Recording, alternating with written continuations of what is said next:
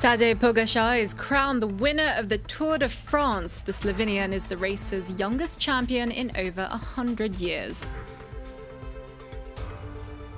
Iran hits back at the United States, saying Washington will be defeated in its bid to reimpose UN sanctions on Tehran. Major powers dismissing US declarations that sanctions were back in force.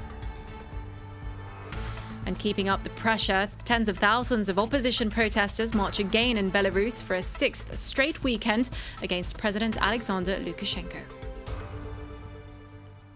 You're watching France 24. I'm Julia Kim. Well, Tadej Pogačar has won the Tour de France, which wrapped up on Paris's iconic Champs-Élysées. The 21-year-old Slovenian taking home the yellow jersey as well as the white and polka dot. It's a staggering accomplishment considering it's his first Tour. He's now the second youngest winner of the world's most prestigious cycling race. Congratulations also in order for Sam Bennett, the first Irishman in 31 years to win the green jersey. Bennett also winning the sprint finish down the Champs-Élysées Avenue. Well, it's hard to imagine it now, but as France 24's Selena Sykes tells us, this tour very nearly didn't happen. Obviously, there was a lot of doubts over this Tour de France, which is already obviously happening later than usual because of the coronavirus pandemic. There's been a lot of restrictions in place. The players have been in their own bubble, not seeing friends and family during this 3-week event. They've been tested regularly. There were some nerves when the director Christian Prudhomme was tested positive, but no riders, have tested positive over the 3 weeks, which is a success in itself. As Prudhomme had said, he was determined for this race to go ahead. It has only been stopped previously by the First and Second World Wars, and it has really gone ahead with barely any hicks. Strict measures in place here. Obviously, as you can see, the Champs-Élysées is rather empty. Not many fans were here along the Champs-Élysées. They were elsewhere in Paris because there were heavy restrictions in place here. The sprint finish was closed off to the public, the podium too, and only 5,000 spectators were allowed onto the Champs-Élysées this evening. So a rather bizarre atmosphere for the riders to be celebrating in, but I'm sure Pogačar will be celebrating anyway. Selena Sykes there reporting from the Champs-Élysées in Paris. Well, in other news, Iran's president has hit back at the United States declaration to restore all UN sanctions on Tehran. Hassan Rouhani said the country would, quote, never yield to US pressure and would give a crushing response to America's bullying. Earlier, Washington said it would unilaterally activate the so-called snapback mechanism. This would oblige all UN member states to reimpose sanctions that were eased or lifted by the 2015 nuclear deal. Now, in a joint statement, France, Germany and the UK said the US had no authority to do this since Donald Trump pulled out of the deal in 2018. Valérie Descamps explains. The United States faces defeat. Those were the words of Iranian President Hassan Rouhani after Washington declared that all UN sanctions against Iran had been restored.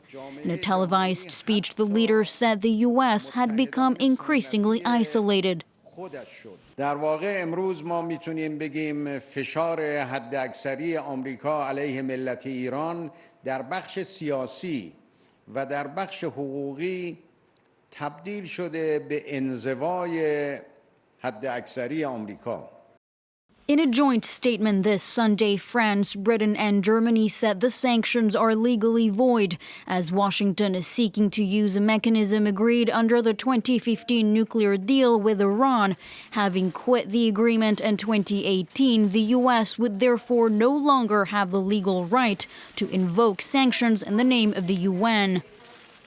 The dispute comes as several of its allies had already warned the U.S. back in August that they would oppose its unilateral move. Meanwhile, U.S. Secretary Mike Pompeo has promised to strengthen American sanctions against Iran, which have been in place since 2018 and continue to cripple the economy.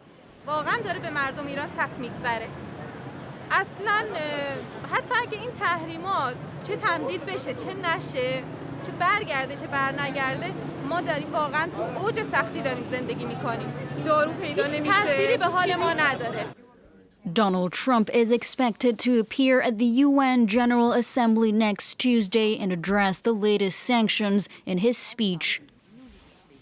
Well, earlier I spoke to Hall Gardner, a professor of international and comparative politics. I asked him whether the US really has the power to implement these sanctions without international backing. The real problem is the 2015 agreement to put an arms embargo on Iran has come to an end.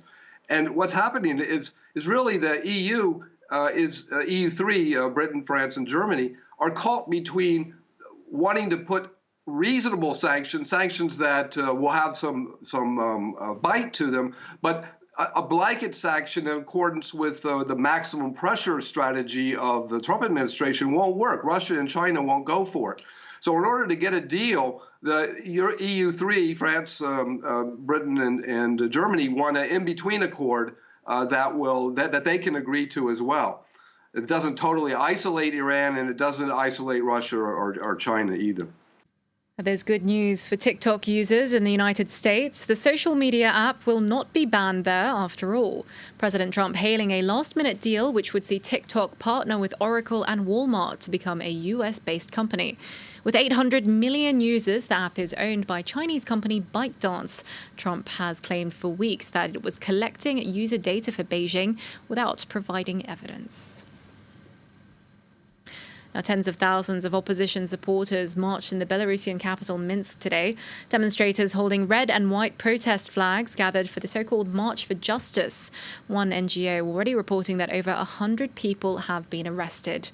It's the latest in a series of mass protests held every week since the disputed re-election of President Alexander Lukashenko. Mario Sofos reports. Demonstrators arrested on the streets of Minsk on Sunday, the day after police detained hundreds of people during a women's march in the capital. Ahead of Sunday's rally, authorities brought military trucks into central Minsk and installed barbed wire. Tens of thousands of protesters marched down the capital's central avenue towards the heavily guarded Palace of Independence, where embattled President Alexander Lukashenko has his offices. Anti-government protests took place in other parts of the country as well, where demonstrators were also met with a heavy police presence.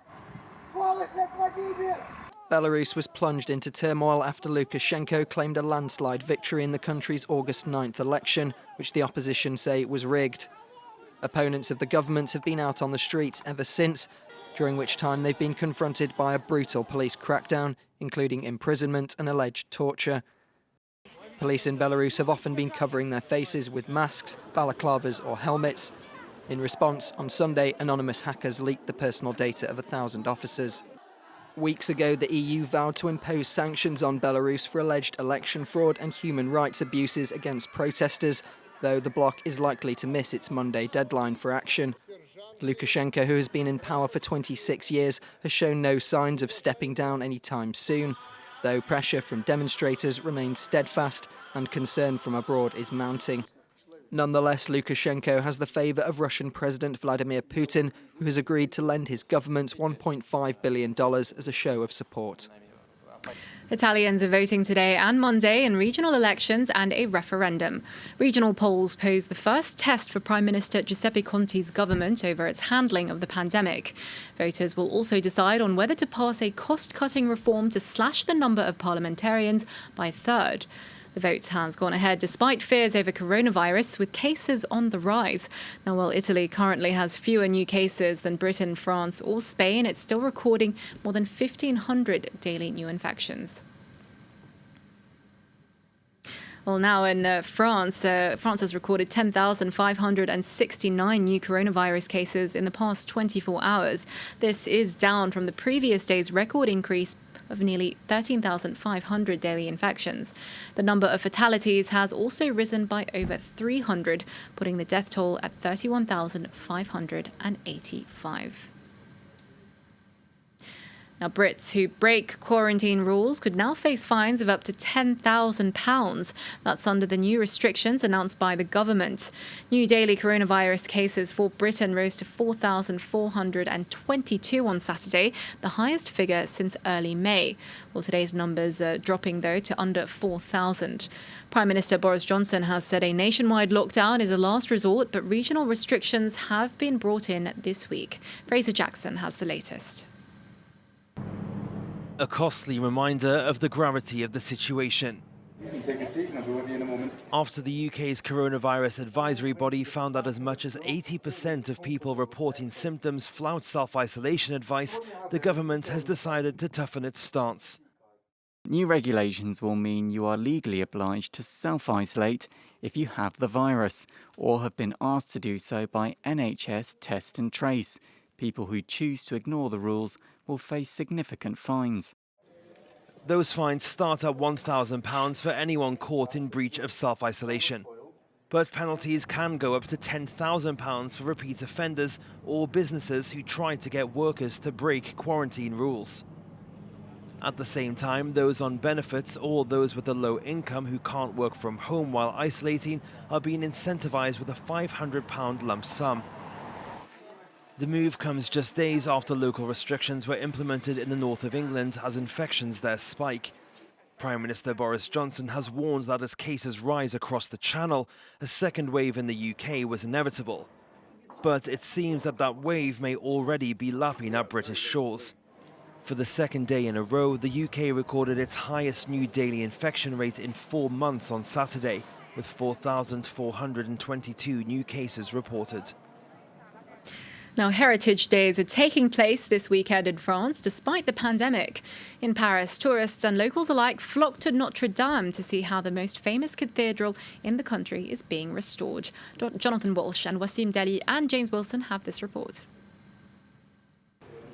It's a sight that would not be out of place in the Middle Ages. Carpenters hack away at wood they'll shape into structures, similar to those that will be used in the restoration of Notre Dame, all under the watchful eye of Parisians, keen to see how the cathedral is being restored to her former glory. Alors, ce que vous voyez ici est une inspiration de la ferme numéro 7 qui se trouve dans la nef de Notre-Dame de Paris. Elle a été reproduite à une échelle un peu plus réduite, mais garde quand même des proportions d'un chantier à échelle réelle. And like in medieval times, there's no metal needed. The frames are entirely made of wood. Ce sont les techniques qui étaient en usage à Notre-Dame au XIIIe siècle, mais qui sont encore tout à fait vivantes. The construction of the frames that will be used in the cathedral won't begin for another few months, but this is good practice for the real thing. Pour gagner ce pari, en particulier le pari des 5 ans, il faut absolument prendre de l'avance. Donc c'est en même temps une manière de montrer que nous anticipons et nous n'attendons pas le dernier jour pour être prêts. On the night of the fire in 2019, President Macron told the nation that the cathedral would be restored even more beautiful by 2024, the year Paris is due to host the Olympic Games. Well, that's it from us. There's more news coming up. Stay tuned to France 24.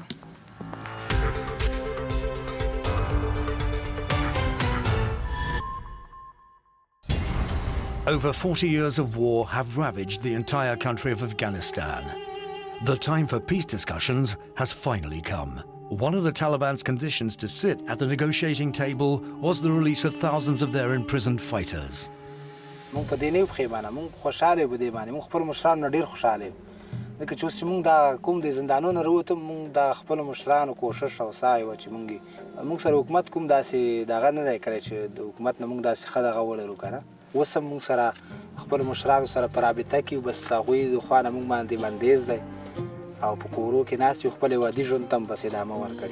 Our reporters met with these release fighters waiting in the wings. Don't miss this exclusive edition of Reporters on France 24 and France24.com.